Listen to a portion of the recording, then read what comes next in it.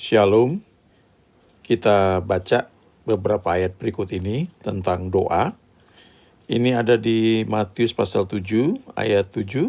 Mintalah maka akan diberikan kepadamu, carilah maka kamu akan mendapat, ketuklah maka pintu akan dibukakan bagimu.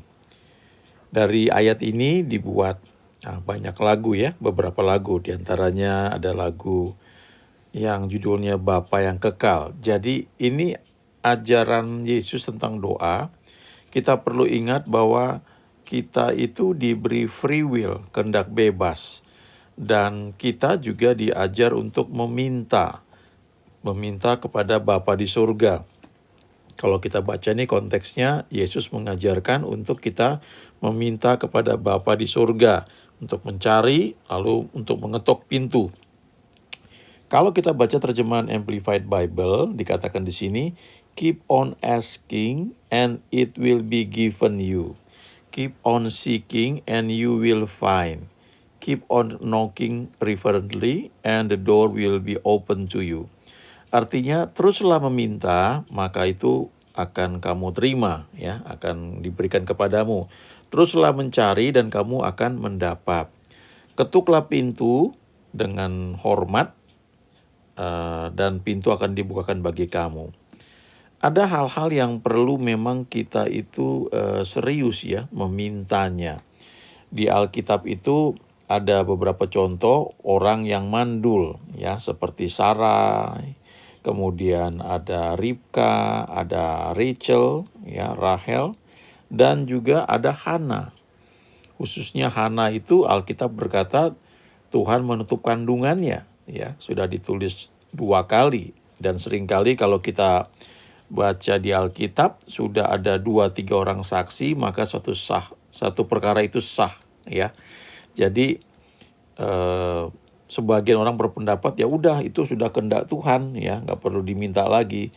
Tapi contoh di Alkitab, Hana, dia berdoa terus, dia meminta seorang anak laki-laki, dan akhirnya kita baca di Alkitab di 1 Samuel pasal 1, Tuhan ingat kepada Hana, lalu membuka kandungannya, akhirnya dia hamil dan dia punya 1 orang anak yang kemudian dipersembahkan untuk melayani Tuhan. Dan itu anak yang luar biasa, karena lewat anak ini ada 2 raja Israel yang diurapi ya. Yang pertama Saul, yang kedua adalah Daud. Dan Tuhan pakai anak ini menjadi nabi yang luar biasa. Coba kita baca ayat-ayat berikut ini ya, lanjutannya dari Matius 7 ayat 7. Karena setiap orang yang meminta menerima, dan setiap orang yang mencari mendapat, dan setiap orang yang mengetok baginya pintu dibukakan. Adakah seorang daripadamu yang memberi batu kepada anaknya jika ia meminta roti, atau memberi ular jika ia meminta ikan? Jadi jika kamu yang jahat tahu memberi pemberian yang baik kepada anak-anakmu, apalagi Bapamu yang di surga, ia akan memberikan yang baik kepada mereka yang meminta kepadanya.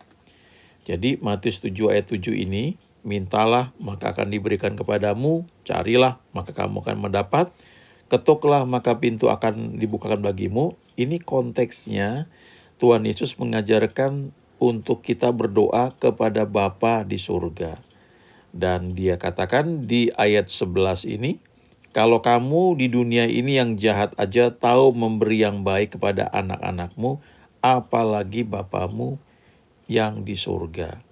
Ia akan memberikan yang baik kepada mereka yang meminta kepadanya. Jadi kita memang perlu minta, dan mindset kita perlu kita atur, kita pelihara, kita jaga, bahwa kita ini adalah anaknya. Kita ini anak-anak Allah. Bagi kita yang sudah terima Tuhan Yesus, Yohanes 1 ayat 12. Itu dikatakan setiap orang yang menerimanya diberinya otoritas menjadi anak-anak Allah. Jadi waktu kita datang dalam doa, meminta kepada Bapa di surga, kita perlu ingat mindset kita ini, ya, cara berpikir kita, ya, bahwa kita adalah anak, kita dilayakkan karena darah Yesus. Jangan kita datang meminta dengan mindset seorang pengemis yang tidak punya hubungan dengan orang yang sedang dia minta ya. Misalnya kalau lihat di pinggir jalan ada eh, orang yang mungkin minta ya, pengemis. Nah, nggak ada hubungannya dengan kita, mereka nggak kerja sama kita, mereka bukan anggota keluarga kita ya, tapi mereka meminta supaya kita bisa memberi berapa saja dan tergantung kita mau kasih apa enggak, dan kalaupun kita kasih paling jumlahnya berapa ya. Hanya uang-uang receh saja. Jadi Tuhan mau bilang, waktu kamu berdoa, kamu meminta, kamu perlu ingat bahwa Bapamu yang di surga itu adalah Bapa yang baik, yang selalu merancangkan yang baik kepada anak-anaknya. Kalau kamu saja punya anak, anakmu minta roti, kamu kan nggak akan memberikan batu. Kalau anakmu minta ikan, kamu kan nggak akan berikan ular. Kamu aja yang nggak sempurna, kamu aja yang jahat, tahu memberi yang baik kepada anak-anakmu, apalagi Bapamu yang di surga. Ya, jadi mindset sebagai anak Allah itu yang perlu kita jaga ya, kita pegang. Tentu ada mindset sebagai hamba ya, seperti Paulus katakan dia adalah doulos ya, hamba yang sudah dibeli dengan lunas, sudah dibayar. Nah, jadi udah nggak punya nama lagi ya. Jadi apapun yang Tuhan suruh dia lakukan itu betul ya, dalam konteks kita melayani, kita itu adalah hambanya. Tetapi di sisi lain jangan lupa kita adalah anaknya, anak dari Bapa di surga. Dan kita perlu ingat juga bahwa dalam hal permohonan doa yang sifatnya pribadi itu seperti ini ya, kebutuhan atau keinginan, kita datang kepada Dia dengan pemikiran, cara berpikir bahwa kita adalah anaknya ya. Jadi kita bisa berdiri dengan penuh kepercayaan karena kita anaknya. Coba kita lihat ayat lebih lanjut ya dari bacaan tadi, yaitu ayat 12. Matius 7 ayat 12. Segala sesuatu yang kamu kehendaki supaya orang perbuat kepadamu, perbuatlah demikian juga kepada mereka. Itulah isi seluruh hukum Taurat dan kitab para nabi. Kadang-kadang mindset kita itu agak sulit untuk kita bawa dengan secara sadar bahwa kita adalah anak Allah, karena kita punya perlakuan tertentu kepada orang lain. Ini ayat 12 ini Tuhan berkata, kalau kamu ingin diperlakukan dalam cara tertentu, maka perlakukanlah orang lain seperti itu juga.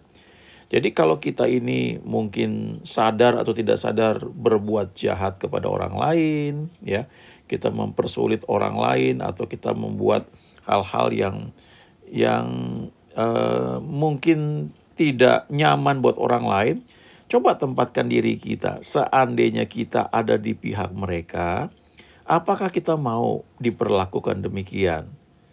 Nah, jadi artinya jangan pakai dua ukuran. Ini yang namanya golden rule ya, dan orang-orang di dunia bisnis self development ngerti hal ini ya.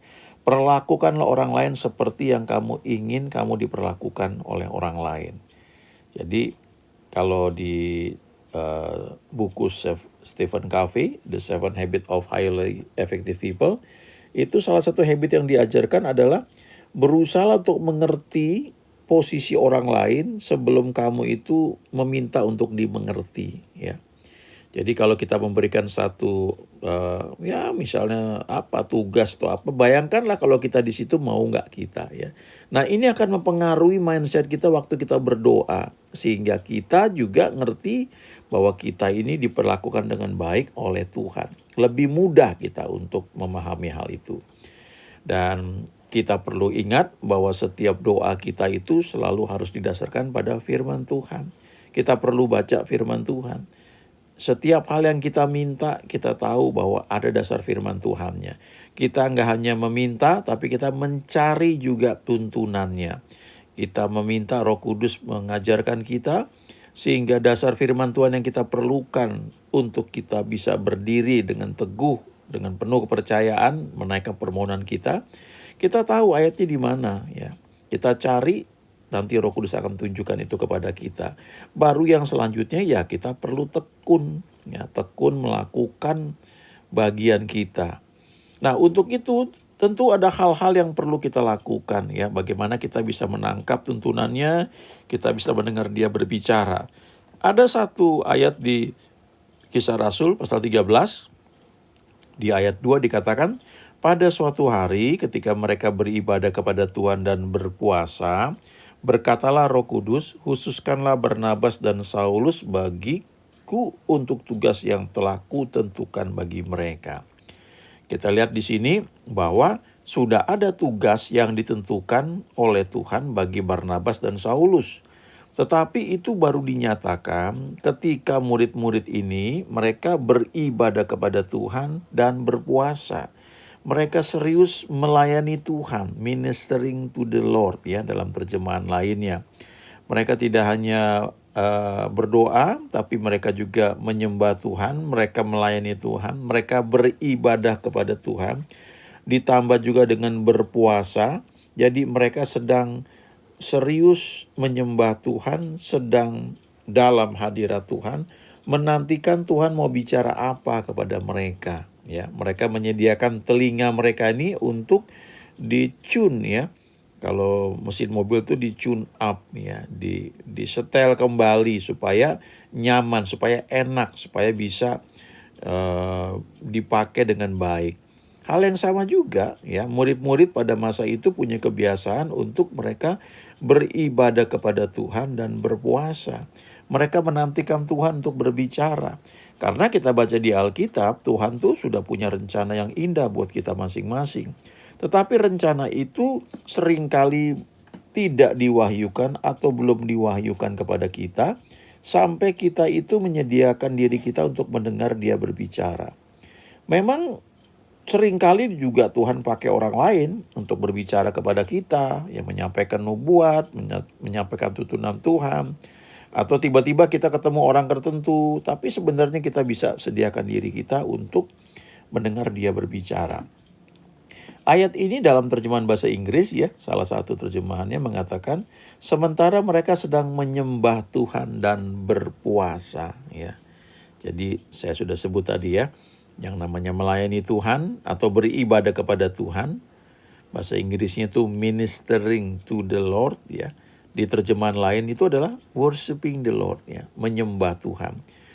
Kita bersyukur kalau kita sudah punya lifestyle untuk worship the Lord ya, senantiasa memuji menyembah Dia, maka hati kita tuh semakin sensitif untuk mendengar Tuhan tuh berbicara. Tidak selalu harus audible, bahkan saya juga belum pernah mendengar suara Tuhan audible ya. Tetapi tuntunannya itu bisa ditangkap ya. Ada di kedalaman satu tuntunan, suara, dorongan, action ya, untuk melakukan sesuatu. Nah, kita perlu ingat senantiasa bahwa sebelum kita lahir sudah ada yang namanya blueprint Tuhan buat hidup kita. Sudah ada rencana Tuhan. Daud menyatakan aja di Mazmur 139 bahwa hari-hari yang akan dia lalui itu sudah ada tertulis dalam buku Tuhan. Ya. Tetapi bagaimana itu bisa diwujudkan ketika kita itu menyediakan diri kita untuk dituntun oleh Tuhan. Makanya doa Bapa kami, Yesus mengajarkan kepada murid-muridnya, ya artinya kepada kita juga ya. Bapa kami yang di surga, dikuduskanlah namamu, datanglah kerajaanmu. Artinya berlakulah hukum-hukum kerajaanmu dalam kehidupanku. Lalu dikatakan, jadilah kehendakmu di bumi seperti di surga. Artinya, jadilah rencanamu yang kau rancakan di surga itu di dalam kehidupan aku di dunia ini. Semua yang baik yang Tuhan rancangkan di surga itu, biarlah itu terjadi, terwujud dalam hidupku di bumi ini. Waktu kita berdoa seperti itu, nanti Roh Kudus akan menuntun kita bisa menyampaikan dalam dorongan di hati kita ya. Seperti saya beberapa tahun yang lalu, saya masih ingat saya lihat satu iklan di koran Kompas, ada satu tawaran untuk mengirimkan lamaran ke satu sekolah, dan saya kirim aja semua. Ternyata dapat panggilan kemudian saya datang ke sana lalu ikut tes ya. Ternyata itu sekolah yang menarik sekali.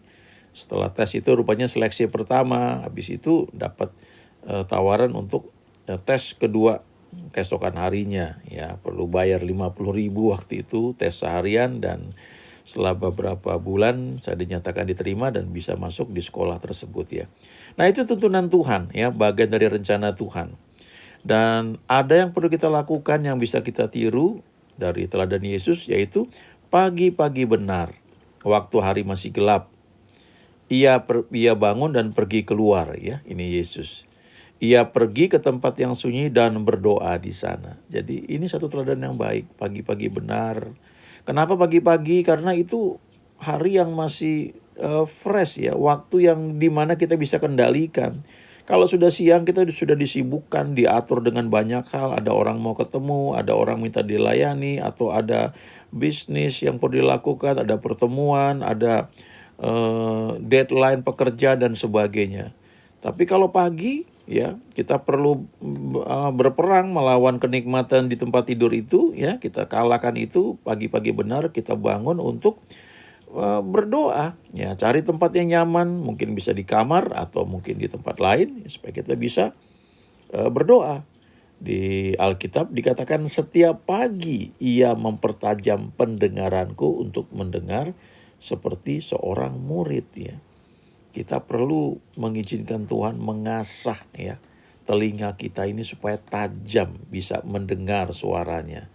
Ya, bagi sebagian orang yang sudah semakin terlatih itu bisa begitu jelas ya suara Tuhan. Bisa bentuk vision ya, bisa bentuk dalam suara ya, atau dorongan tertentu. Ayatnya itu di Yesaya 50 ayat 4.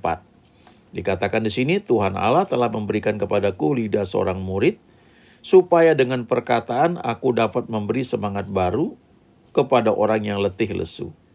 Setiap pagi ia mempertajam pendengaranku untuk mendengar seperti seorang murid. Jadi Tuhan itu mempertajam pendengaran kita dulu ya, untuk mendengar seperti seorang murid yang belajar, yang mau diajar. Dan itu setiap pagi. Ya, bukan setiap minggu atau setiap sore, setiap malam, tapi setiap pagi dikatakan nih. Waktu frekuensi otak kita tuh masih rendah, kita bisa menangkap tuntunan Tuhan yang di kedalaman hati kita. Nah, tujuannya apa? Karena nanti kita dikatakan di sini Tuhan Allah telah memberikan kepadaku lidah seorang murid. Lidah yang terlatih supaya dengan perkataan kita ini dapat memberi semangat kepada orang yang letih lesu. Tapi sebelum itu telinga kita dipertajam dulu. Sebelum kita bisa memberi semangat buat orang lain. Saya baca satu buku dan menarik sekali ya. Saya terjemahkan langsung ini ya. Motivator legendaris Zig Ziglar ya selalu memberi semangat ya orang-orang yang senantiasa berorientasi pada sasaran untuk mengganti istilah mereka jam alarm itu yang cenderung konotasi negatif menjadi jam kesempatan yang konotasinya lebih ke arah positif. Jadi ketika jam kesempatan itu sudah kita matikan ya bunyi alarmnya, pikiran kita langsung terarah kepada hal yang positif dan kita melihat hari itu sebagai satu kesempatan untuk kita bangun dan mulai beraktivitas. Lalu dia tunjukkan di sini ya orang-orang yang mencapai pencapaian yang tinggi ya, dan mereka tuh bangun pagi semuanya. Misalnya direktur utama atau CEO dari Xerox ya bangun jam 5:15 pagi. Ini perusahaan mobil ya, CEO Chrysler ya, dia bangun jam 3:30 pagi. Lalu CEO General Motors yang produksi mobil Ford itu ya, jarang sekali tidur di antara 4:30 sampai jam 5 pagi. Lalu CEO-nya Apple ya, komputer bangun 4:30. Lalu ada AOL, ini perusahaan-perusahaan yang kita mungkin jarang dengar ya di Amerika nih ya. Bangun jam 5 sampai 5:15 ya, antara itu ya. Disney ya terkenal sekali, itu juga bangun jam 4, Brooklyn Nets ya, Oxygen Channel. Dan dikatakan di sini Anda tidak harus bangun sebelum matahari terbit, tapi mereka yang bangun pagi-pagi benar dengan satu hal yang konsisten dilakukan itu biasanya lebih produktif daripada mereka yang tidurnya telat ya. Mulailah rutin yang baru ini dan set alarm Anda 20-30 menit lebih awal dari yang biasanya ya. kita akan bisa menemukan, merasakan kasih Tuhan dalam hidup kita. Kita akan menyadari bahwa God is love ya. Tuhan itu selalu baik karena Dia adalah kasih. Percayalah hal-hal yang baik yang Tuhan sediakan buat kita semua. Amin.